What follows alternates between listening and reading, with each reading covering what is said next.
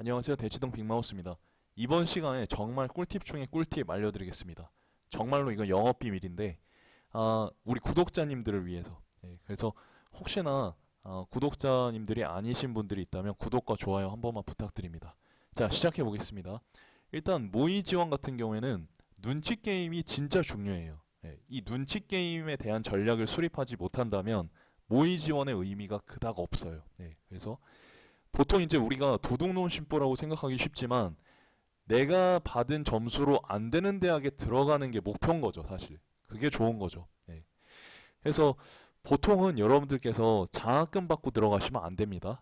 그래서 최대한 올려서 좋은 대학에 가시는 게 좋겠죠. 그거를 할 수 있도록 말씀을 드리겠습니다. 일단은 우선순위라는 정보를 활용을 할 텐데 차근차근 말씀드릴게요.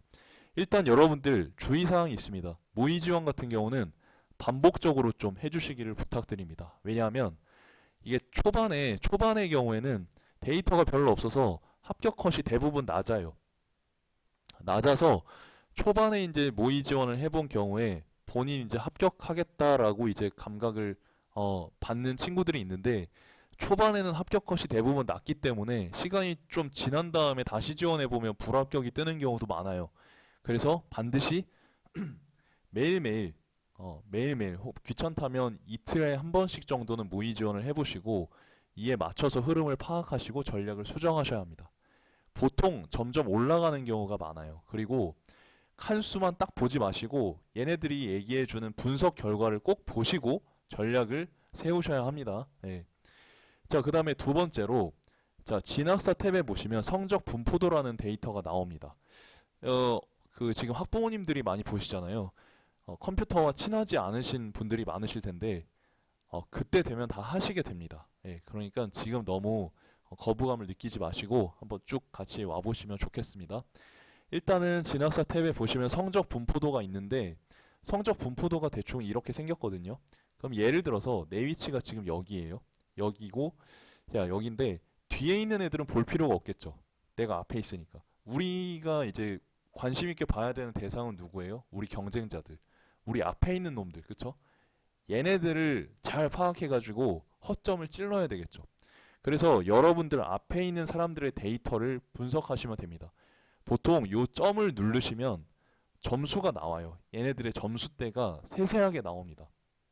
그래서 이제 만약에 앞에 4명이 있다라고 하실 경우에 이 4명의 데이터를 엑셀이나 한글에 입력하시고 컴퓨터와 안 친해 그러신 분들은 수기로 쓰셔도 됩니다.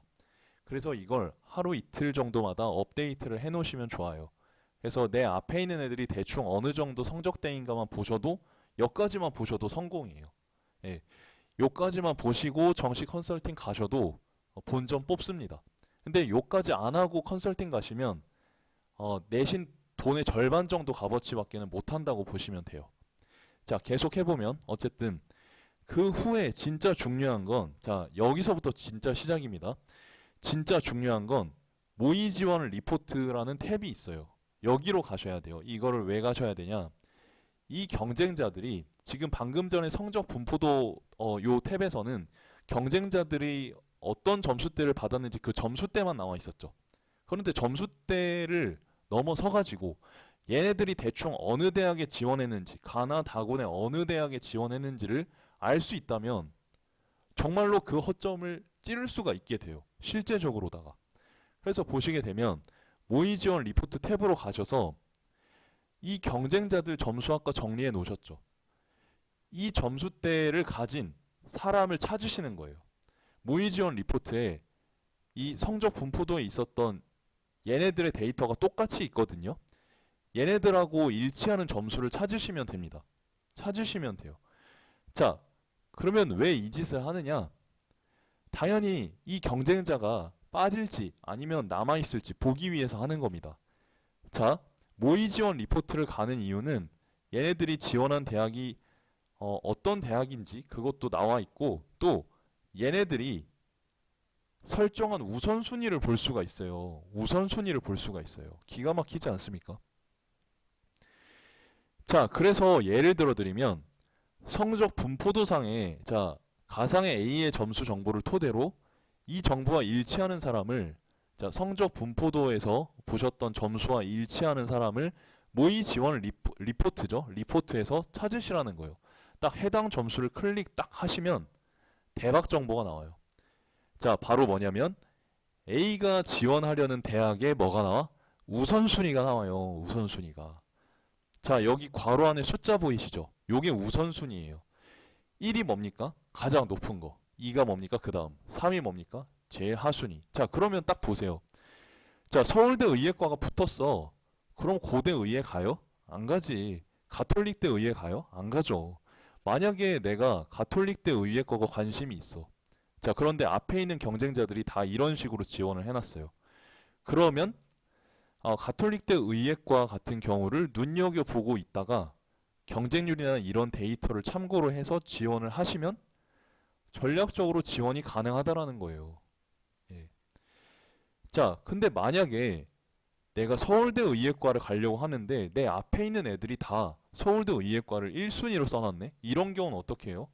되도록 피하는 게 좋겠죠. 왜냐면 얘네들이랑 직접 격돌을 하게 되잖아요. 우리가 원하는 건 뭐예요?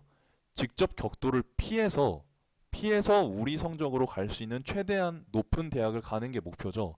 그렇기 때문에 센 놈은 피해야 돼요. 이게 비겁하다고 생각되실 수도 있는데 입시질에서는 이런 거예요.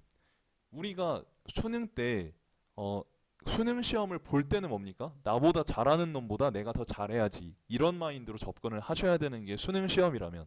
그래서 저는 수능 시험이 좋아요. 좋은데 입시질은 뭐냐면 이거는 약간 권모술수가 필요해. 그래서 그래서 내가 가진 점수로 나보다 센 놈을 이겨야겠다라고 하면 네, 찍기죠. 그쵸? 네, 그래서 그렇게 하시면 안 되고 센 놈은 피하고 되도록이면 나보다 약한 놈들이 모여 있는 그런 상황을 만들려고 노력하시면 돼요. 적어도 정말 센 놈은 피해야 된다. 제가 거듭 강조를 드리죠. 근데 보통 이렇게 하기가 쉽지가 않아. 그냥 이제 또 수험 생활을 오래 한 친구들 같은 경우에는 그냥 막 지르고 싶어 해요. 그럼 뭡니까? 3패야, 3패.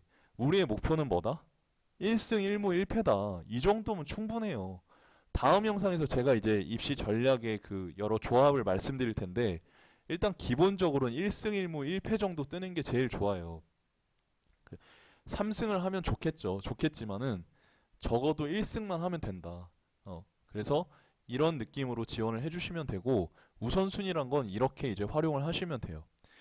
그래서 보통 이제 이 친구의 데이터를 봤을 때는 누가 봐도 가톨릭대 의예가 하향이잖아요. 우선순위가 낮잖아요. 그래서 이런 경우에는 가톨릭대 의예과를 좀 찔러볼 수가 있는 것이고 다만 이제 이런 식으로 과가 이렇게 같은 경우가 있고 이 친구는 이제 확실하게 의대에 가야겠다 정한 친구고 어떤 친구는 이 세 개가 다 다른 과일 수가 있죠.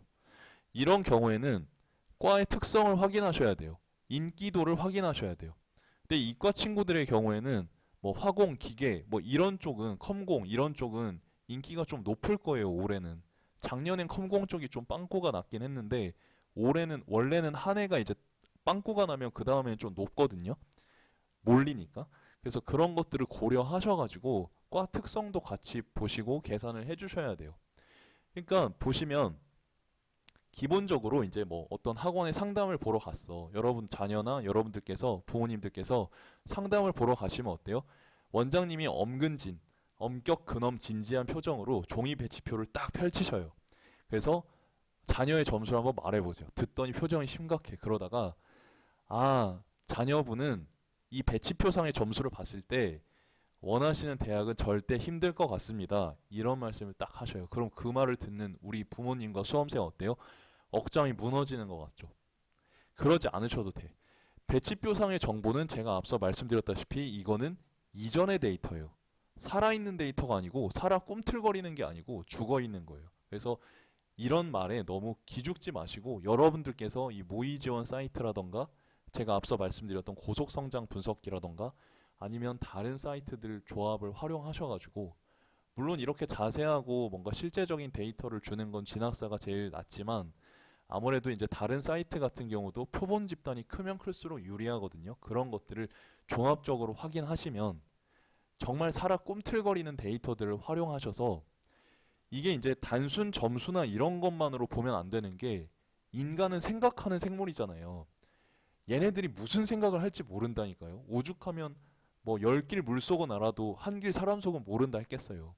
이런 식으로 파보면 허점이 나온다니까요. 분명히. 그래서 여러분들께서 기죽지 마시고 전략을 어떻게든 전략을 잘 짜서 내가 해보겠다라는 마인드로 접근하시면 반드시 잘할 수 있어요. 네, 또 제가 함께 하지 않습니까? 그래서 혹시 도움이 되셨다면 구독과 좋아요 한 번만 눌러주시고요. 다음 영상에서 또 함께 좋은 영상으로 돌아오도록 하겠습니다. 끝까지 함께 해주십시오. 감사합니다.